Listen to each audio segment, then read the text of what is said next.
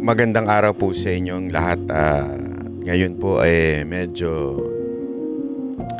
hindi po maganda ang balita na ikikwento ko po sa inyo at ilalabas ko po ang saloobin ko tungkol po dito sa nangyayari po na sitwasyon sa ating bayan.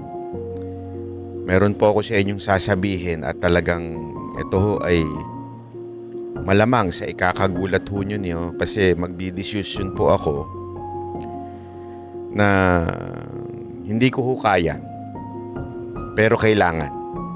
Hindi ko ho kaya dahil alam kong marami sa atin ang umaasa sa vlog na ito, sa channel na ito. Marami po sa atin ang naniniwala po sa channel na ito at umaasa sa balita. Sabi nga nila, hindi na nga ho daw sila nanonood ng ibang balita dito na lang din po sa channel natin at maging sa iba pang mga banateros. Pero alam nyo ho, sa mga sitwasyong nangyayari, tulad nga rin ho ng mga iba pa ho kong demanda, kailangan ko na po magdesisyon sa buhay ko na tuloy-tuloy lamang po tayo. At syempre, tuwan-tuwa po tayo. Bakit kanyo? Kasi umikot na naman ang tumbong. Umikot na naman ang tumbong ng kalaban natin. Tawang-tawa po ako. Kasi nga ho, bakit pati ko dinamay sa demanda? Wala naman ako doon. Bakit mo ako dinamay? Isa lang po ang ibig sabihin niya, mga kababayan. Isa lang po ibig sabihin niyan. Siya po ay tinamaan ng mga sinasabi natin sa ating channel. At hindi na po siya nakakapag-isip ng tama. Bakit kanyo? Bakit kanyo? Kasi nga po, hindi niya alam kung ano ba talaga ang ididemanda niya. Ano ba talaga ang ididemanda niya? At higit sa lahat, sino-sino ba dapat ang ididemanda niya?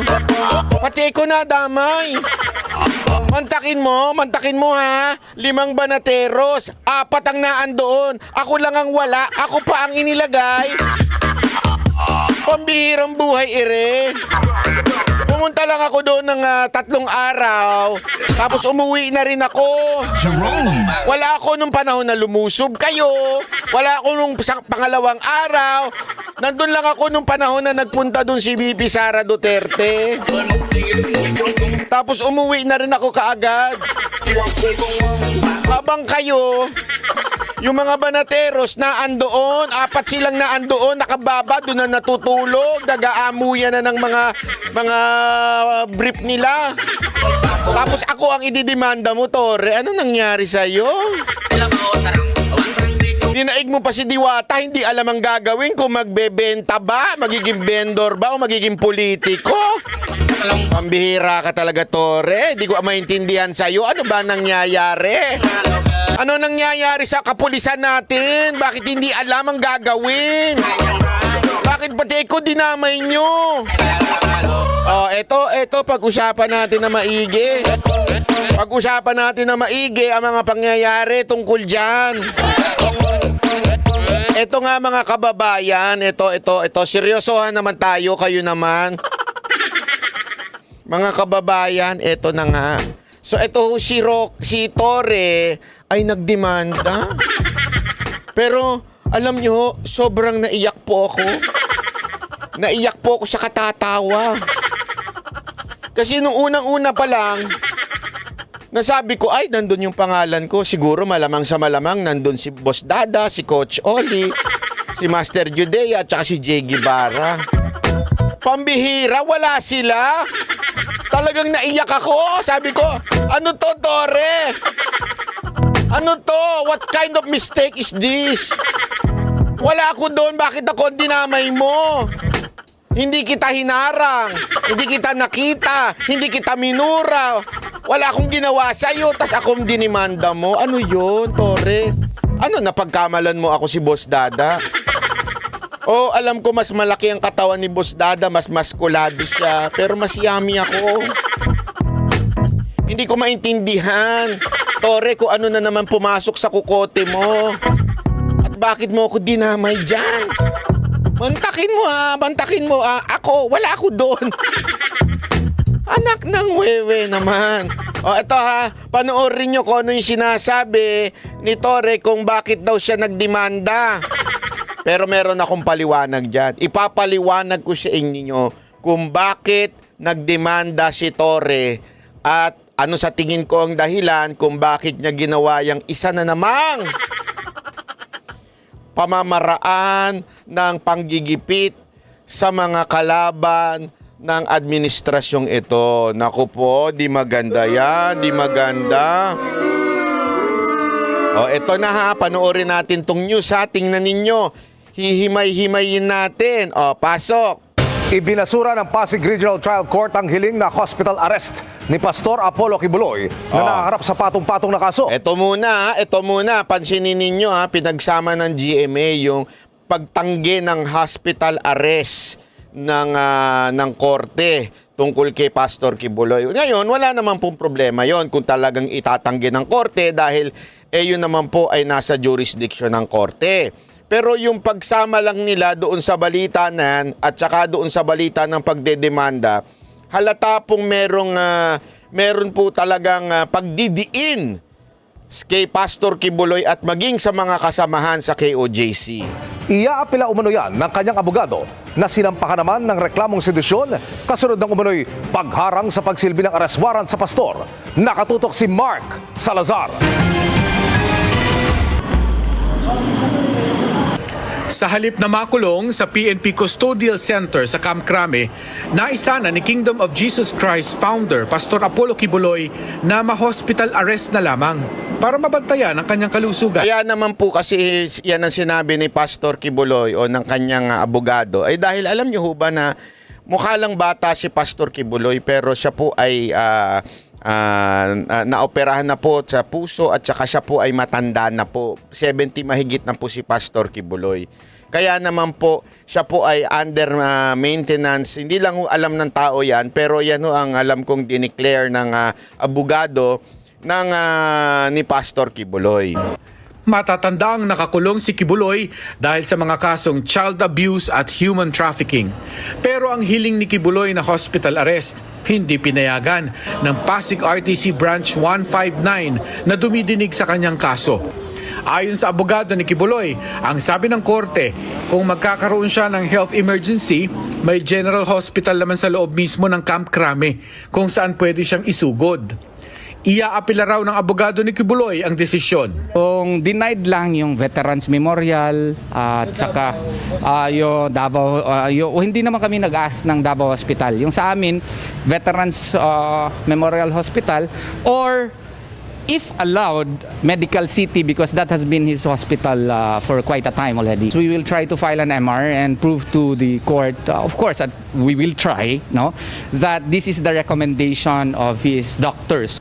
Tumanggi si Attorney Israelito Torion na idetalye kung may karamdaman ba ang kanyang kliyente. Pero nauna nang sinabi ng PNP na maayos ang kalusugan ng KOJC leader. Base sa daily assessment na isinasagawa ng mga doktor ng PNP General Hospital. Sa pre-trial hearing kanina sa Pasig Court, tinalakay din ang request sa korte ni Senator Risa Ontiveros na padaluhin si Kibuloy sa Senate investigation. Nagsumite ng oposisyon ng kampo ni Kibuloy bago ito desisyonan ng korte sa Martes. We honestly believe that this is no longer in aid of legislation, and besides, the case is already in court. If you are an accused and you would be appearing in the Senate, he will be subjected to so many questions, and the lawyer of the accused would not have the right to conduct redirect examination. At saka napaka-importante po niyan, ang akusado po kasi, di ba, kung mapapansin ninyo, pag ikaw ay sinerba ng warrant at ikaw ay isang akusado, hindi ka pa man din convicted, ikaw po ay akusado pa lamang, ibig sabihin may presumption of innocence pa po yan, ikaw po ay may karapatang manahimik. Miranda rights po yan. May karapatang kang manahimik. Okay? Asa na po yung karapatan na yun kung pupunta siya ng Senado? Huwag na kayo magbasa ng Miranda rights. Di ba? Kasi may karapatang ka manahimik at ang abogado mo ang magsasalita para sa'yo. Di ba? May ganun doon sa Miranda rights Kung wala kang ang abogado, magpo-provide ng ang gobyerno ng isang abogado para sa'yo. Pinapahalagahan ng karapatan ng isang akusado na ipagtanggol ang kanyang sarili sa pamamagitan ng abogado. Tama, mali. Sa Senado, kita nyo naman, pag humarap doon, walang walang right answer o wrong answer. Basta doon, Ontiveros answer lang ang gusto nilang marinig doon. Pag hindi yung gusto ni Ontiveros ang mangyayari, cite in contempt ka doon. Pangalawa, bawal ang abogadong magsalita para doon sa isang inakusa. So wala na po talagang saysay na mag-appear po siya sa Senado. Napakahalaga po doon na maintindihan natin. Kasi baka sabihin ng iba, bakit yung iba pang akusado katulad ni Mayor Guo? Sa totoo lang, yun din ang kanyang kaya nga kung papansinin ninyo. Di ba? Pumupunta siya doon, pag tinanong siya, hindi niya na sinasagot yung mga related sa kaso niya. Kasi nga, sinasabi niya, may karapatan siyang manahimik. So ganito rin po dito. May karapatan pong manahimik si Pastor Kibuloy at may karapatan dapat ang abogadong magsalita para sa kanya. Pero alam naman natin, hindi papayagan yun. So bababuyin lamang po siya ni Ontiveros. Alam mo naman si Ontiveros. Hindi natin alam. Baka lang naman. Ako'y nagtatanong lang naman. Baka naman mamaya hindi naman pala siya galit kay Pastor Kibuloy. Baka naman kursonada. Baka lang. Hindi ako sure. Nagtatanong lang ako. Yan ay malinaw na katanungan ni Banat Bay. Malay mo, hindi natin alam. Kung yan ba ay kursonada ni Ontiveros. Kasi mula pa lang sa simula, di ba? Talagang bukang bibig niya na si Pastor Kibuloy. Hindi natin alam. Hindi, kasi kung ang goal niya, kung ang goal niya ay usigin si Pastor Kibuloy, kung ang goal niya ay managot si Pastor Kibuloy, ayan na ang korte. Hawak na siya, nasa jurisdiction na siya ng korte. That warrant only means that the court or the judge na nagbigay ng warrant na yon ay nasa jurisdiction na siya. Ibig sabihin, eto na, sinisimulan na yung kaso niya. Para saan pa? Para ke? Bakit pa pupunta sa Senado? Unless may ibang intensyon si Ontiveros. Ang pakit naman kung sasabihin kong ang intensyon niya ay siraan si Pastor Kibuloy. Ang intensyon niya ay babuyin si Pastor Kibuloy. Kaya sabihin na lang natin, baka naman ang intensyon niya ay kursonada niya si Pastor Kibuloy. Baka lang ako'y nagtatanong lang. Di ba? Gago! Tuloy. In order to clarify supposedly the answers of the accused. So that would be grossly unfair. Kanina naman, mismong si dating Yan na, si Dare. Akala ko sorry. Akala ko magpa-file Kasi nakita ko doon nag-file. Ay, iba pala yun. Si Diwata pala yun. PNP Region 11 Director, Police Brigadier General Nicolas Torre III ang nagtungo sa DOJ para panumpaan ang kanyang reklamong sedition at inciting to sedition laban kay Attorney Torion, Sedition and inciting to sedition. Okay. JC Executive Secretary Eleanor Cardona, dating NTF-ELCAC spokesperson Lorraine Badoy, at siyam na iba pa, kabilang ang ilang vloggers. Di yung pa binanggit pangalang. Hindi, kasi ganyan talaga ang mga media, insecure sa mga vlogger. Kasi mas maraming pa nanonood sa vlogger kaysa sa media. Totoo lang naman Hindi, walang biro. Pero ayaw mo na. Tungkol ito sa pagharang nila habang ayan. Tungkol daw sa pagharang. Inciting to sedition at sedition, pero tungkol sa pagharang. Alam mo, basta meron akong kilalang abogado nung narinig ito, na idinimanda si Atty. Torion, tawa ng tawa. Abogado, nung akusado, ang idinimanda mo ng sedition at saka inciting to sedition. Sedition, inciting to sedition, tapos ang ebidensya mo ay pagharang ng mga taga-KOJC. Sablay eh. Kasi sana obstruction of justice ang ikinaso mo. Hindi sedition at saka inciting to sedition. Dapat obstruction of justice kasi hinaharangan, yun ang sinasabi mo, hinaharangan yung pag-serve nyo ng warrant. So, bakit niya ginawang sedition at saka inciting to sedition? Kasi nga, para mas mabigat yung kaso. E-explain ko sa inyo mamaya kung bakit mas gusto niya mas mabigat ang kaso kesa sa obstruction of justice lang. Explain ko sa inyo yan maya-maya. Ha? Tapos, ito pa isang sablay. Asan si Banat Bay dyan? Asan si Banat Bay dyan? Hoy! Sa kasalukuyang may sakit po ako niyan. Paano ako napunta dyan? Di ba maalala ninyo kayo mga subscriber ko? Kung maaalala ninyo, sabi ko pa nga, di ba, na parang sabi nila Boss Dada, nila Coach Oli, alam mo, blessing in disguise na meron kang sakit. Kasi baka hindi mo kayanin dito. Kasi alam nila sakitin ako eh. Alam nila kung may asthma po ako eh. So alam po nilang baka hindi ko kayanin. Kasi nga, yung nangyari doon, naalala nyo, binomba sila ng, what do you call this, yung peppers, di ko alam kung pepper spray ba yun, smoke grenade or tear gas, basta yun eh, binomba sila, yung mausok na yun, di ba? Tapos kahit nga sila Boss Dada, inisprayan pa dito, naubo-ubo sila, kaya nga sabi nila, buti wala ka dito, may sakit ka pa naman, blessing in disguise daw yung may sakit ako. Alam naman ng mga viewers yun. Si Tori lang may hindi alam nun. Mantakin mo, nandun silang tatlo. Yung una, tatlo lang sila eh. Kasi nung hindi pa lumulusob, 4 sila doon. Tapos nung lumusob na, nakauwi na si Jay, kinabukasan, 3 na lang sila. 3 sila nandyan eh. O basta pakalat-kalat sila dyan. O, although si Coach Oli nandun sa taas, kumakain ng mangustin. Biro lang. Kaya totoo naman eh. Wala ako dyan. Tapos after nyan, bumalik kami pumunta kami ni Jay Guevara. Si Jay Guevara bumalik. Pumunta kami diyan. Tapos ano nangyari? Di ba? Nag-stay siya diyan. Ako 3 araw lang. Pagkatapos ng speech ni BP Sara Duterte, umuwi na rin ako. Tama, mali? Ayun na nangyari diyan. Kaya nga nakakatawa talaga. Kaya naiyak po ako kay Tori. Naiyak po talaga ako sa ginawa ni Toring. Katatawanan na naman. Sinusubok iserve noong Agosto ang warrant of arrest laban kay Kibuloy at kanyang mga co-accused. Nakita nyo naman, the government is serving a warrant of arrest against 5 fugitives and they're preventing us from doing so. Kita nyo na. Sedition at inciting to sedition, but his evidence is, kita nyo naman, nagsiserve kami ng warrant.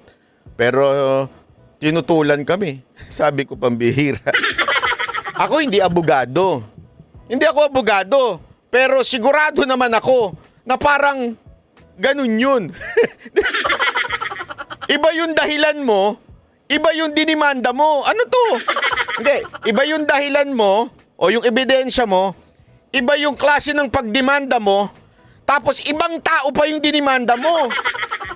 Kakatawa talaga, grabe oh. Alam mo, sir, General Torre, hindi ko magets kung saan anggulo mo nakita na ako nandun. Paano ko napunta dun? Hindi, papaki-explain. Initially, ang mga knowledge namin doon, ang kanilang mga ginawa, like calling on the people to rise against the government, to prevent... Alam mo, wala nagaganon. Walang nananawagan to rise against the government. As a matter of fact, ang panawagan lang natin, ipanalangin natin. Ako nga, eto ha, Sir, ilang beses akong binatikos. Bakit to, kanyo? Kasi lagi ko kinuquote yung Romans 13 verse 1. Because I always believe the Romans 13 verse 1, hindi pwedeng burahin yun.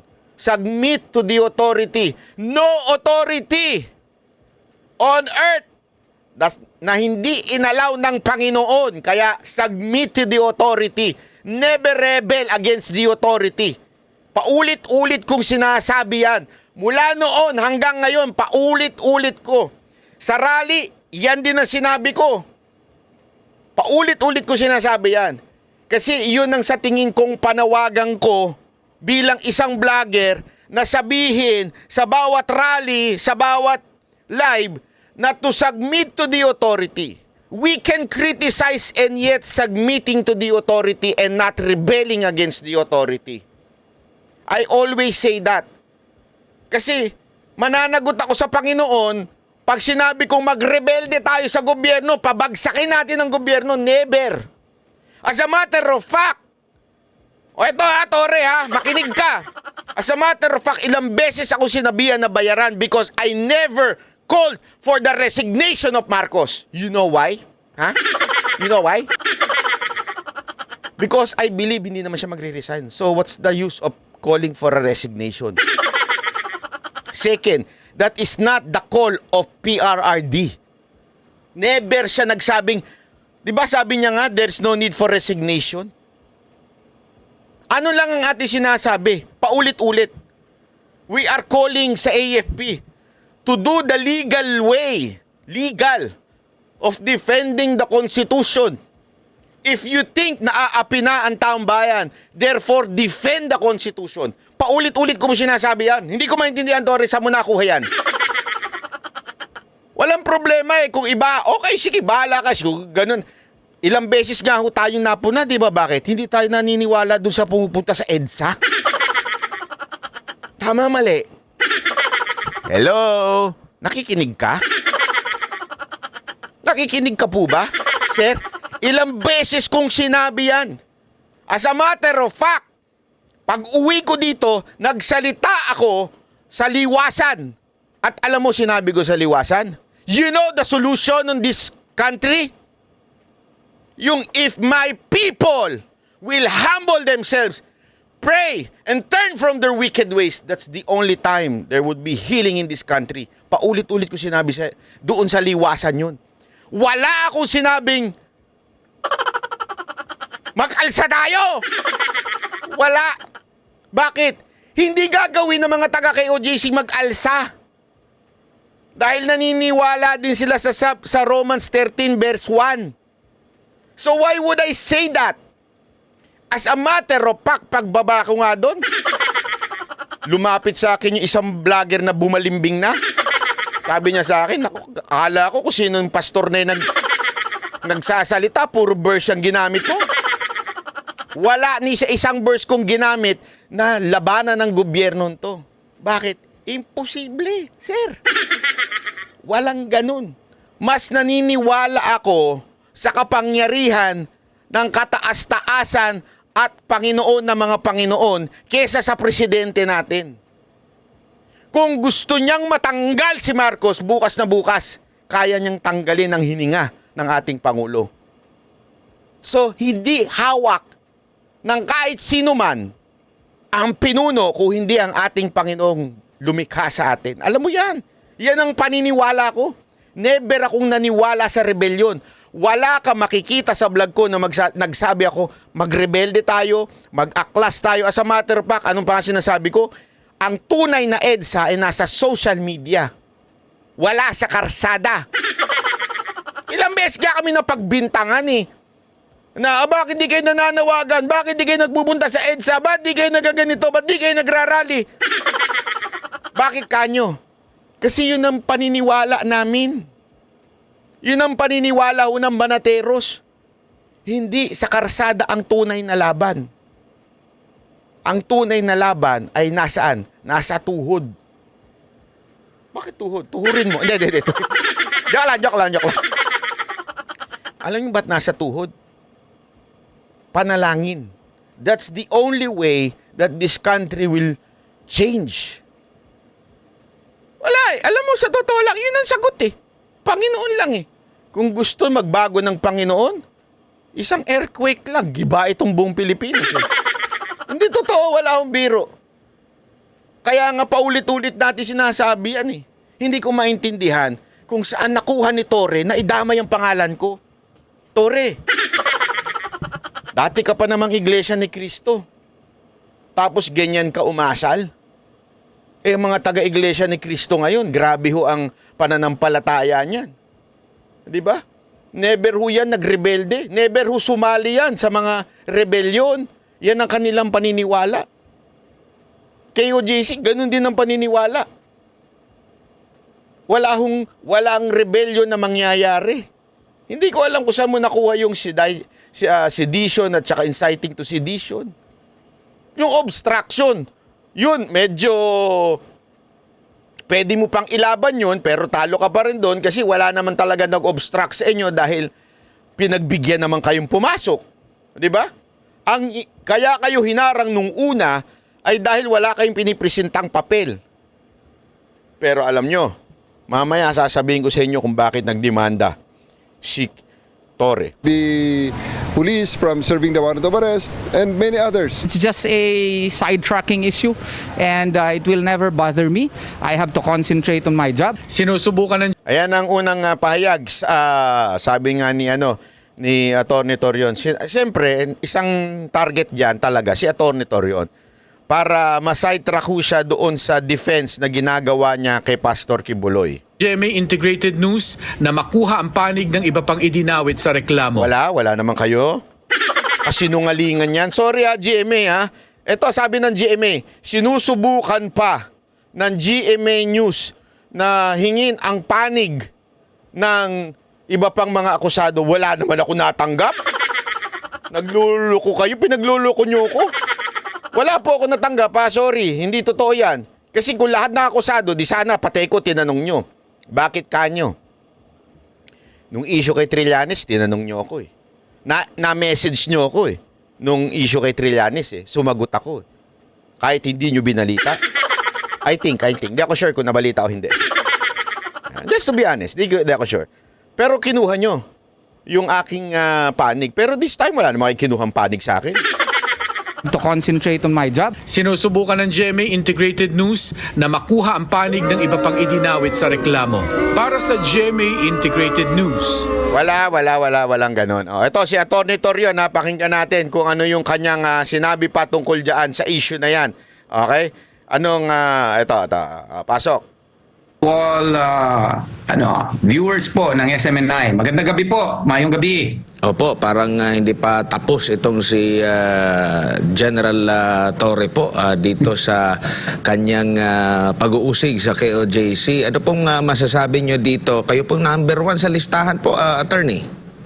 Oo nga number 1 ako sa kanyang listahan doon sa complaint niya for sedition, inciting to sedition, as well as obstruction of justice. He must have placed me a special portion of his heart why he made me number 1 in his criminal complaint. And but we will just await the service of subpoena for us to submit a counter affidavit. And then we will craft a very excellent counter affidavit proving our innocence of the charges filed against us, and we will leave everything to Allah subhanahu wa ta'ala. I know that we will ultimately be found innocent of whatever charges that he filed against us. Opo, pero para sa kaalaman lang ng lahat, sa pagkakaalam nyo po sa batas, lalo na dito sa sinampang kaso po ninyo, ano po ito po, sir? Itong sedition? Itong inciting to sedition, kaya nga I have to really read it pa, Sir Radmar, kasi I don't want to speculate. Di ko pa na kita yung, sige ako, I have been always thinking and anticipating because he has been threatening on air and in the media that he will be filing cases against us. And I was wondering kung ano ba yung mga inciting to sedition or obstruction of justice na nakasaad doon sa sa kanyang complaint, no? Kasi sige ako Ayun, nakukuha nyo mga kababayan. Wala talaga eh. Alam nyo kung bakit wala sa CD. Ito ang pinakamatalinong nakilala ko na napaka-gentleman. Etong si Atty. Torion. Kahit kaaway niya na, kahit kalaban na niya, napaka-gentleman po ito magsalita sa kalaban niya. Hindi po ito yung bumabanat, hindi po ito yung nambababoy, hindi po ito yung bumibitaw ng alam mo. Kasi may mga abogadong katulad nila Atty. Roque, Atty. Topacio, Atty. Panelo na medyo bumabanat. Ito hindi, hindi ko naman sinasabing masama yung iba ha. Ito lang, masyado siyang relax magsalita, mabait magsalita, hindi ho ganun. Kaya walang, sabi ko nga, saang part, nag-engganyo siya ng rebellion o sedition dito sa KOJC. Wala ho talaga. Kaya dito mo malalaman na feeling ko talaga ang kaso ay yung obstruction of justice. Kasi yun yung laman ng puso ni Torre. Kaya nga nung nagsalita siya at tinanong siya, ang issue niya yung obstruction of justice. Pero bakit niya ginawang sedition? Bakit niya ginawang citing to sedition? Nako po, yan ang ating alamin, ha? anticipate, wala naman akong makita na possible instance that I, committed these crimes na I committed an act or any speech that would incite individuals to violently rebel against the authority of the government, no? Because that is the essence of sedition. When you try to hark upon certain people to rebel against the government, that's sedition. Wala akong makita na instance na na nangyari yan. But I have to read the complaint, I have to receive the complaint so that I will understand, and I would be able to digest the essence of the complaint filed by General Torre. Kung tatanungin mo, attorney, yung mga ordinaryong tao at tungkol dyan sa sedition, citing to sedition, ang unang papasok agad siguro sa isip nila yung mga ginagawa ng mga makakaliwang grupo, no, lalo na sasabihin ibagsak yung mga pero wala tayong nakikita nga ganun, no. Though active pa rin yung mga makakaliwang grupo, pero dito sa issue na ito actually kumbaga natapos na nga lahat ng tong issue na ito dahil nga sa pagsuko po ng butihing pastor. Yes po. Because when you say inciting to sedition, you to incite, meaning to hark upon the people, the illegal act of inciting or inviting people to resist or rebel against the government. That's the essence of inciting to sedition. And never in my interviews did I do that, no? Kaya nga I have to look at the specific allegations made by General Torre so that I can intelligibly make my own defense, no? Not only for myself but also for the other respondents that are stated in the complaint. Pero nakikita niyo po ba na possible na kaya naghahain siya ng kaso para matabunan yung posibleng mga nagawang paglabag din doon sa mahigit 2 linggo na paggubgob po sa Central Compound ng KOJC? Oo. Honestly, parang niya ito, parang smoke screen niya ito para hindi na mapag-usapan yung kanyang warrant of arrest na ginawa niya more than a search warrant, no? And we have been discussing that a warrant of arrest as against Sylvia Simanes cannot be used as a license to convert the KOJC compound into a police, garrison, no? And that's what he did. And not only that, he engaged in mining activities there, no? He imagine, warrant of arrest lang, ayaw mo na umalis sa lugar na yun, and then ginawa mo na yung bahay, ginawa mo na yung garrison, hindi lang yun, no? Naghukay ka pa doon sa eskwelahan, no?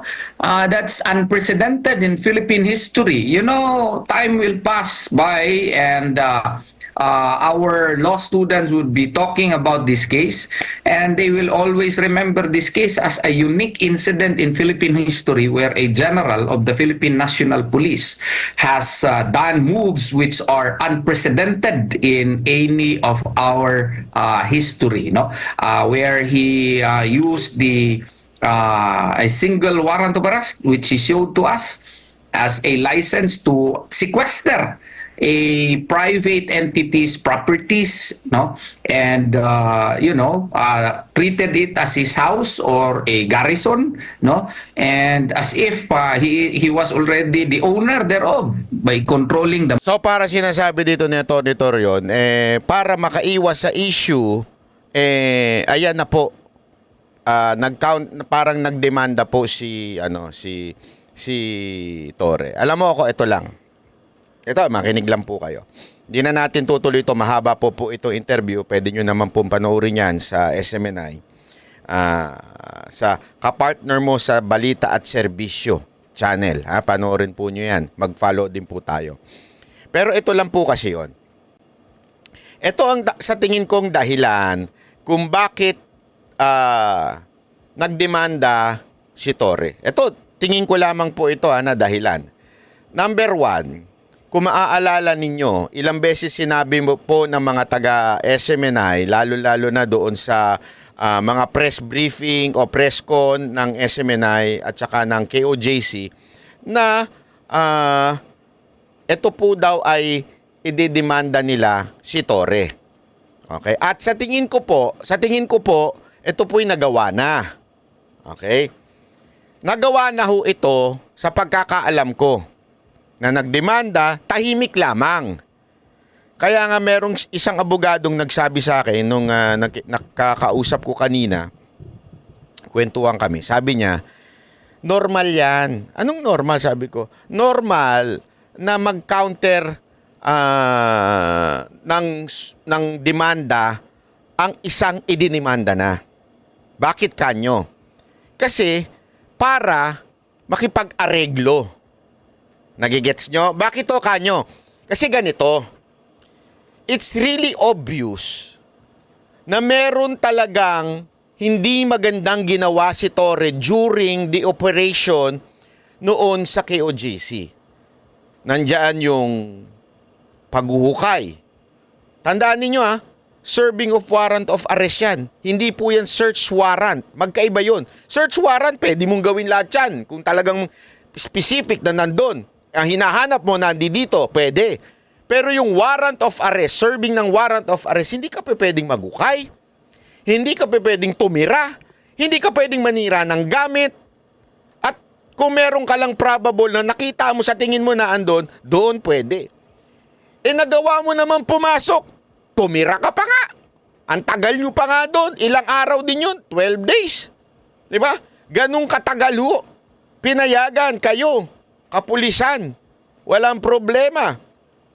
So, ang nakikita ko, dahil sa demanda ng KOJC kay Torre, kaya nag-counter ng demanda si Torre. Okay? Para, hindi ko alam kung para, demanda kayo O sige, magdemanda rin ako.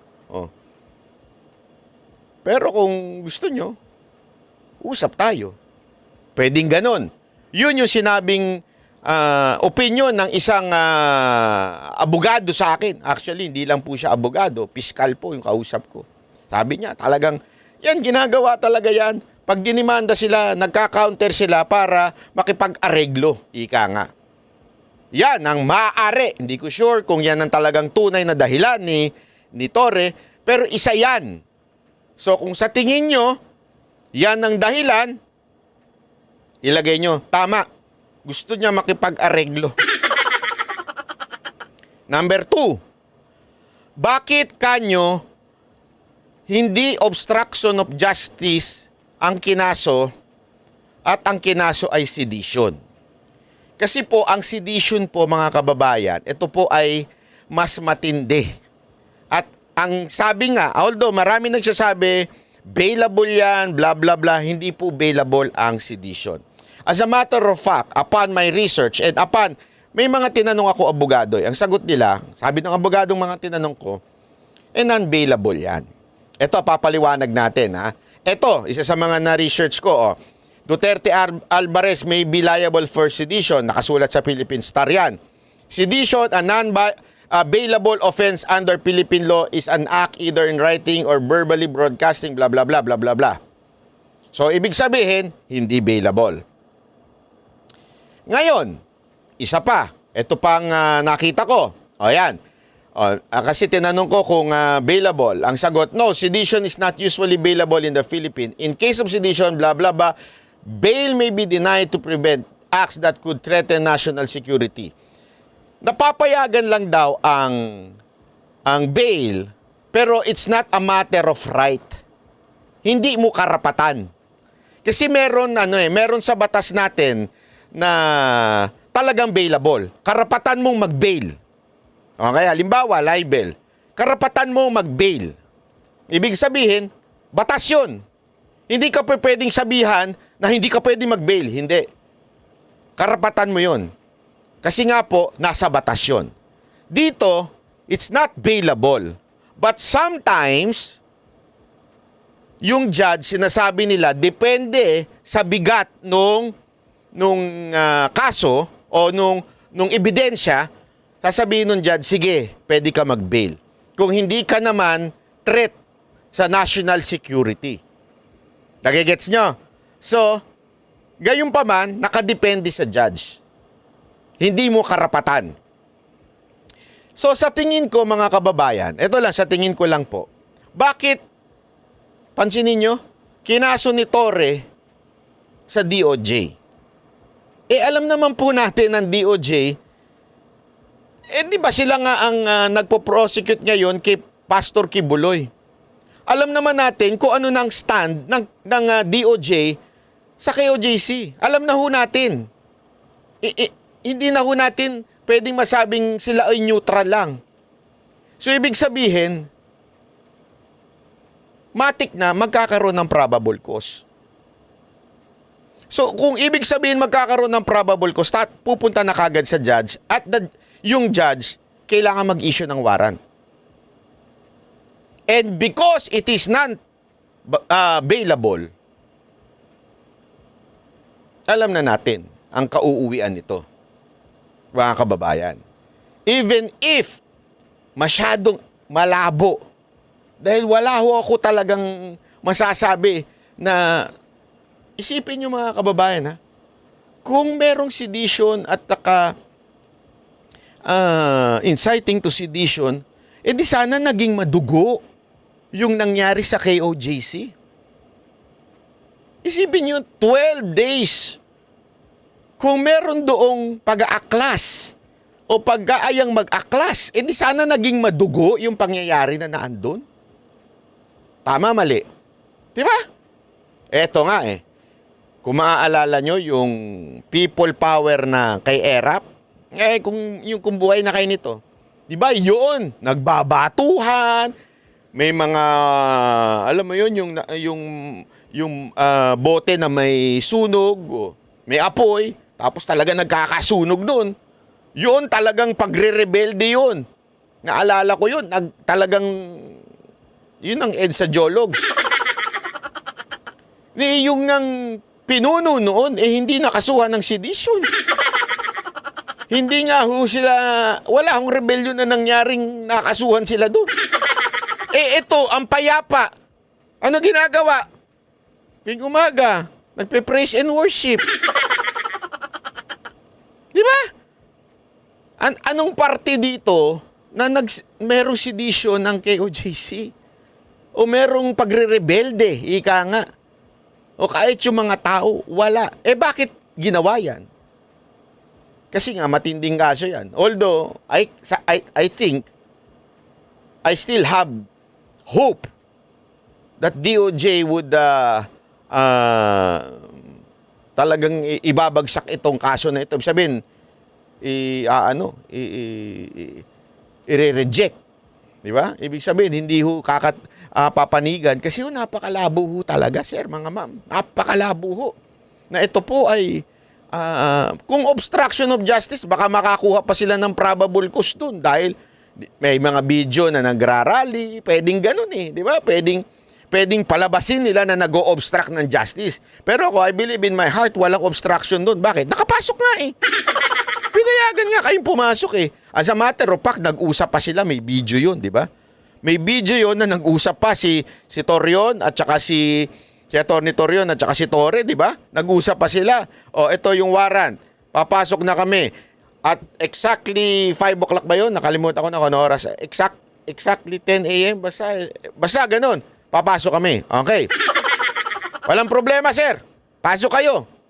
O, there's no obstruction of justice. Wala pa nga sa oras, pinasok na yung likuran eh. Di ba? So, anong ibig ko lang sabihin, mga kababayan?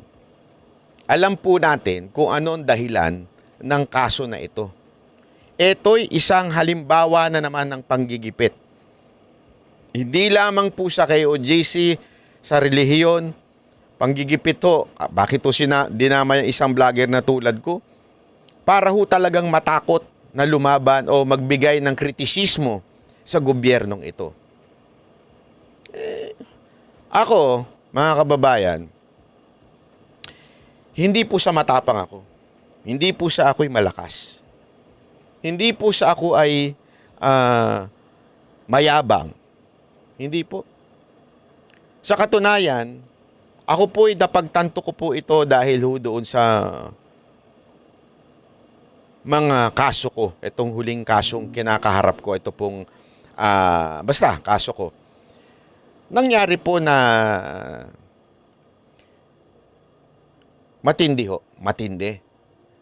Matinding to the point na napapaisip talaga ako. Is it worth yung ginagawang pagbablog? Is it worth na lumaban para sa bayan? Ako po ay napagastos na. Ang laki na ho ng aking ginastos. At the same time, na-istorbo na ako. Buti na lang at ako'y nagpapasalamat sa aking tatay at sa aking stepmom na talagang sinamahan po ako. Sinamahan ako sa lahat ng proseso, tinulungan ako, maayos to. At nag-uusap kami ng aking ama tungkol sa issue na ito, pinag-uusapan namin. At lagi niya lang sa akin sinasabi, whatever decision you would do. Kasi sinabi ko na sa kanya ito, Daddy, ganito. Minsan mapapaisip ako, is it worth it? Ganyan. Sabi niya, whatever decision you would, basta always remember lang na nandyan ang Panginoon. Huwag kang matakot. Sumunod ka lang sa utos ng Panginoon. Alam niyo mga kababayan, kahit po ako, sabi ko sa inyo, I'm not here to bring down the government. No, I do not believe that. I only believe in one thing. Kung ano ang gusto ng Panginoon, let the will of God happen to our country. Kasi hindi naman po natin hawak ito eh. Sabi nga, di ba, ng Psalm 24, anong sabi doon? Napakaganda. We all memorize Psalm 23. The Lord is my shepherd, I shall not want, ganyan. Pero matinding Psalm 24, anong sinabi niya doon? The earth is the Lord's. Sa Kanya ito. Ang buong earth ay sa Kanya. Everyone in it and the people in it. Hello?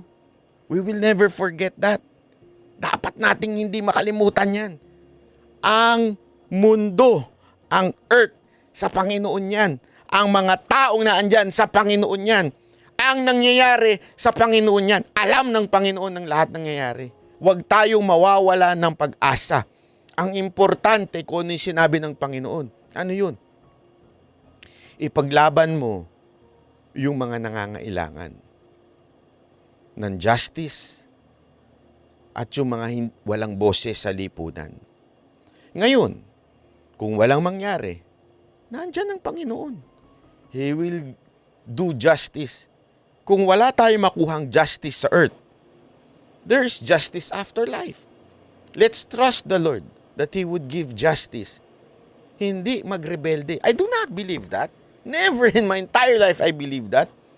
Kasi, alam mo, sa mundo na ito, sabi ko, lagi ko nga ito sinasabi, life is unfair. Tandaan niyo yan. Why? Because we are in earth. Sa mundo na to, bakit may pinanganak na ganito, may pinanganak na ganyan? Ano ang importante? Ang importante lang ay ano ang panawagan mo at ito ba ay sinusunod mo? And are you doing it for God or for yourself? So kung para sa Panginoon yan, learn to trust God. Di ba? Kung hindi mangyari yung gusto natin mangyari ng pagbabago dahil pumapalpak ang gobyerno, di magtiwala ka sa Diyos dahil mas makapangyarihan ng Diyos kaysa sa mga nakaupo sa gobyerno. Tandaan ho natin yan. That's why I do not believe in rebellion. Why? That's the very thing that Satan did. He rebelled against God because sa tingin niya, kakayanin niya, naging mayabang siya. Hindi ho. Matuto tayong magtiwala sa ating Panginoon. Yan po ang lagi kong sinasabi sa aking channel. Oo, irereklamo natin, ikikriticize natin ng mali, pupunahin natin ang mga gobyernong hindi nagbibigay ng serbisyo sa taong bayan, pupunahin natin ang mga politikong walang kwenta, balasubas, tambaluslos. Pero, wag mo natin kakalimutan, kung hindi man natin makuha ang hustisya dito, makakukuha natin ng hustisya sa susunod na buhay. So gusto ko lang itong, para lang ho, gusto ko lamang po itong iwan sa atin na napakaganda ho talaga ng sinabi ho dito. Sana ho, maintindihan ho natin ito. At sana isa puso natin kasi ito po talaga ang pinanghahawakan ko itong mga nakaraang araw. At alam nyo, sana ilagay po natin. Alam ko, marami ho sa atin na dumadaan sa problema. Hindi lang po ako, sa katunayan, sigurado ako, marami sa inyo may problema ngayon na pinagdadaanan. Minsan nakawawala na ho kayo ng pag-asa, pero wag ho natin kakalimutan to. Psalm 24 verse 1 to 2. The earth is the Lord's, and the fullness thereof, the world and those who dwell therein. For He has founded it upon the seas and established it upon the rivers. Lahat daw na naandun. Huwag nating kakalimutan yun. Nasa Panginoon. Maraming salamat po. Ako po si Banat Bay. Yan ang Banateros, boses ng ordinaryo Pilipino. Banateros ay walang makakaawan.